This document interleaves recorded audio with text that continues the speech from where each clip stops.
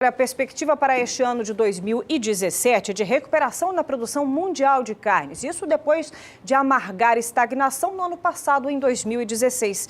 Espera-se que grande parte da produção mundial de carne seja originada principalmente aqui dos Estados Unidos, Brasil, Rússia, México e Índia, além da Argentina, Turquia e Tailândia. A projeção da produção mundial de carnes para este ano de 2017, números divulgados pela FAO, que você acompanha agora no Bom Dia Entrevista.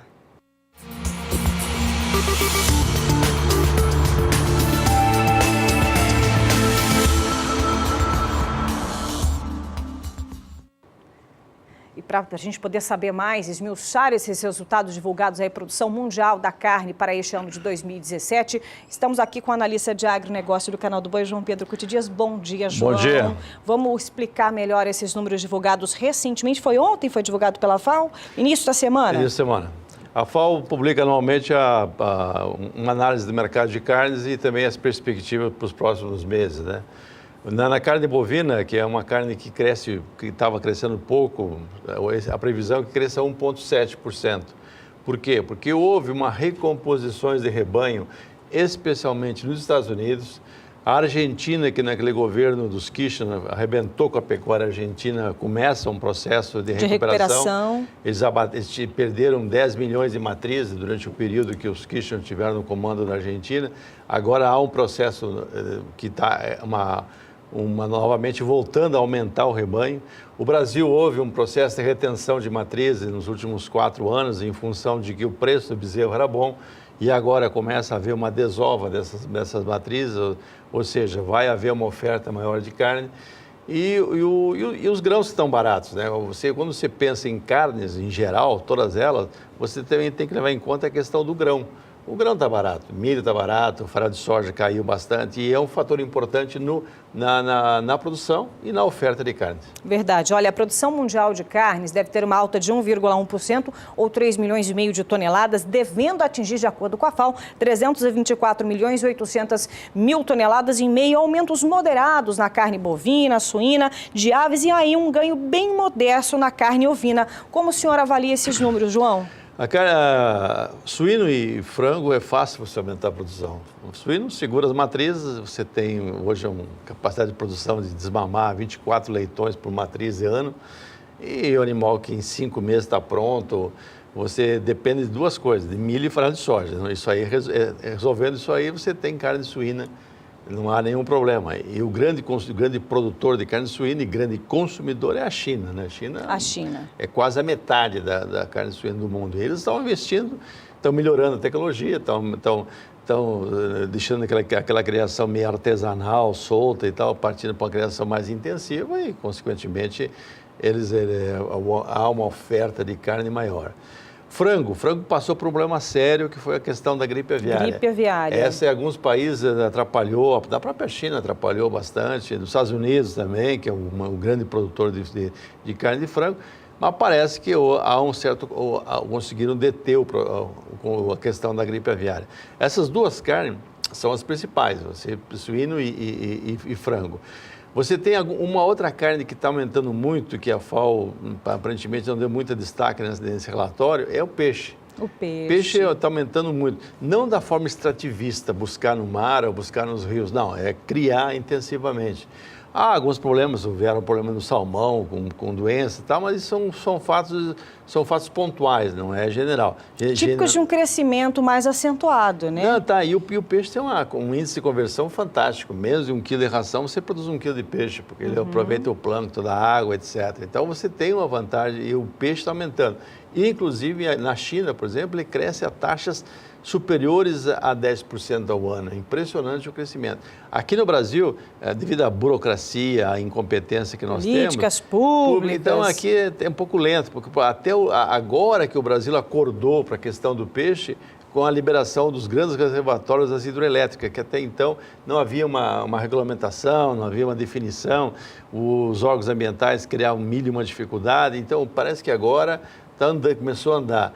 Aqui no Mato Grosso do Sul tem um grande projeto na região do Rio Paraná, e em cima disso, ou seja, criação de peixes em água corrente, ou seja, nos lagos das hidroelétricas. Então, em tanques rede, que é fácil alimentar, a questão sanitária fica muito fácil de resolver, porque é uma água corrente. Então, aqui está começando a crescer. Alguns estados como Mato Grosso, aqui no São Paulo, Paraná está fazendo muito trabalho, especialmente as cooperativas, para agregar nos tanques de criação de peixe em tanque, e isso vai crescer muito a oferta. E o peixe é uma carne que está sendo muito requisitada pelo consumidor. Todo quer aumentar o consumo de carne de peixe. A carne bovina, hoje ela tá meio... E esse crescimento de 1,1% não é meio modesto ou é muito positivo? A carne bovina é difícil porque você depende de área. Não é que para terminar o boi você termina, 50 mil bois, termina em meia dúzia de hectares, desde que você tem alimento para fazer isso. Não é o problema a determinação. O problema é o bezerro, é você ter cria. É difícil você criar a matriz confinada, é muito caro, é muito difícil. Então, você precisa de espaço. E isso é uma coisa que é carente no mundo inteiro. Um dos poucos países do mundo que tem espaço como nós. Nós temos 156, 158 milhões de hectares já, porém, de pastagem, ou nativas ou cultivadas. A grande questão é que você tem a grande maioria dela em baixos níveis de produtividade. Então, a hora que nós começarmos a usar mais intensamente esse recurso, que são as pastagens, você tem condições de aumentar a oferta de carne bovina e também a oferta de leite, que é outro fator que não existe insumo mais barato para produzir leite e carne do que pastagem. Uma boa pastagem. Então, esse é o caminho. No mundo inteiro há uma disputa pela terra para a produção de grãos, para a produção de fibra, para a produção de biocombustíveis, etc. Há uma pressão em cima dessa disputa pela terra. Essa é a razão de que você não tem uma oferta muito grande. E o ciclo da pecuária é bem maior do que as demais. Se você imaginar, comparar com peixe, comparar com suíno, com aves. Aves verdade. Você pega ovos que incuba, 21 dias depois já tem os pintos, 42 dias depois tem a carne. Muito mais rápido, é muito rápido, né? O processo. E bovino não. Então, hoje no mundo, a carne bovina sempre vai ser uma carne mais cara, é uma carne porque o custo de produção é maior, é difícil de produzir. E é uma carne que tem, à medida que você melhora a qualidade dela, não pode querer vender vaca velha. A vaca velha tem que ser um mercado de hambúrguer, etc, etc.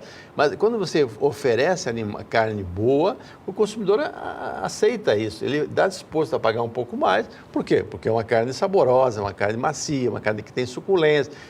Isso é o dever nosso. Nós, que nós estamos aqui levando informações para vocês, e o senhor e a senhora que são produtores. Pensem bem nisso, ou seja, a curto prazo, cada vez mais vai haver uma pressão no sentido de que seja produzido um animal mais precoce, animal abatido entre 24 e 30 meses. 30 meses. Ontem nós comentávamos aqui no canal do Boi a respeito da China. A China, incluindo Hong Kong, que é uma província chinesa, e a China continental, passou a ser o maior comprador de carne bovina brasileira. Hoje, quase 40% da carne bovina nossa vai com destino a essas duas regiões. A China, por exemplo, no acordo sanitário com o Brasil, ela colocou uma cláusula.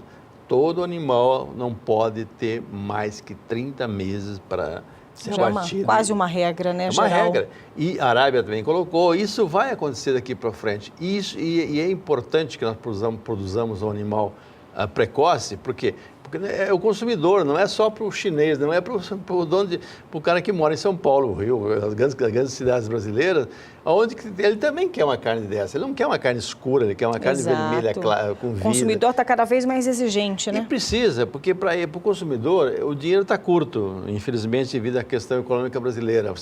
Houve uma redução significativa da renda do brasileiro, da renda líquida que sobra para ele. Então, o que acontece? Ele vai procurar sempre usar da melhor maneira possível. Então, ontem, feriado, quantos churrascos foram feitos no Brasil? Milhões de churrascos foram feitos. Feriado, a família se reúne, a carne sempre é um fator de agregação. Ainda teve jogo à noite. Então, O jogo até que eu pulo essa parte.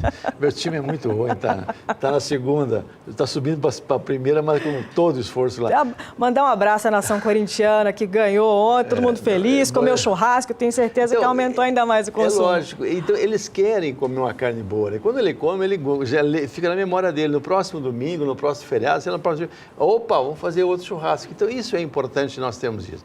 O consumo mundial está crescendo, isso é bom, e o Brasil é o grande player. Com certeza é o que vai ser o grande fornecedor de carne. Tá certo. Palavras de quem entende do assunto. Conversamos com João Pedro Cuti Dias, analista de agronegócio aqui do Canal do Boi. Obrigada, João, pelas considerações. Nós estamos indo para a Embrapa agora fazer uma matéria sobre pânico.